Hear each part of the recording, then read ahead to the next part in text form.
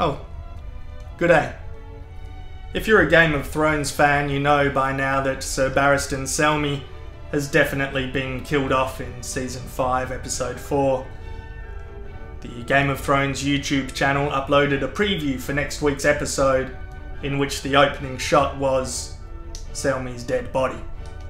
And the actor has confirmed it in an interview also. I'm quite pissed off. To give his character a bit more depth, I thought I would read a passage from tonight's book of choice, A Dance with Dragons, by George R.R. Martin. In this particular passage, Sir Barristan explains to Dany how he fled King's Landing, went across the narrow sea and eventually came to serve her. It's a badass story. I'll let it speak for itself. But Dany asks Barristan what went down in the throne room, what Joffrey said, what he said back. What did you say? The truth. But the truth was never welcome at that court. I walked from the throne room with my head high, though I did not know where I was going. I had no home but White Sword Tower. My cousins would find a place for me at Harvest Hall, I knew, but I had no wish to bring Joffrey's displeasure down upon them. I was gathering my things when it came to me that I had brought this on myself by taking Robert's pardon. He was a good knight but a bad king, for he had no right to the throne he sat. That was when I knew that to redeem myself, I must find the true king and serve him loyally, with all the strength that still remained me. My brother Viserys. Such was my intent. When I reached the stables, the gold cloaks tried to seize me. Joffrey had offered me a tower to die in, but I had spurned his gift. So now he wanted to offer me a dungeon. The commander of the City Watch himself confronted me, emboldened by my empty scabbard, but he had only 3 men with him, and I still had my knife. I slashed one man's face open when he laid his hands upon me and rode through the others. As I spurred for the gates, I heard Janos Slynt shouting for them to go after me.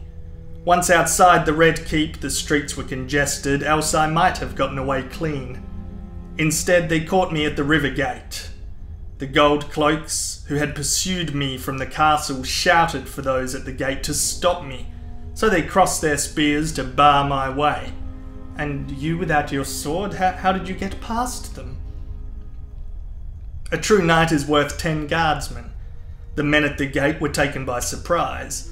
I rode one down, wrenched away his spear, and drove it through the throat of my closest pursuer.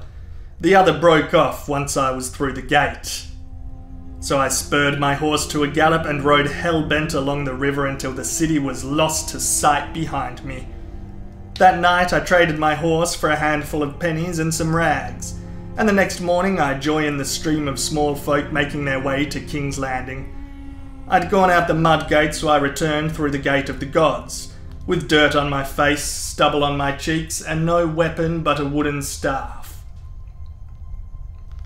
In rough-spun clothes and mud-caked boots, I was just one more old man fleeing the war.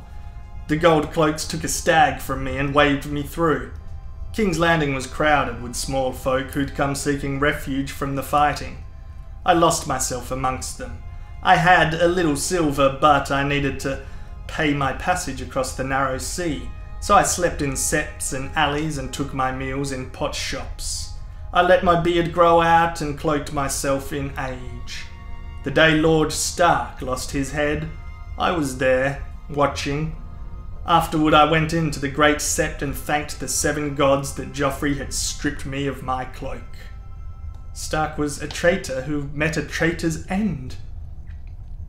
Your Grace, said Selmy, Eddard Stark played a part in your father's fall, but he bore you no ill will. When the eunuch Varys told us that you were with child, Robert wanted you killed, but Lord Stark spoke against it.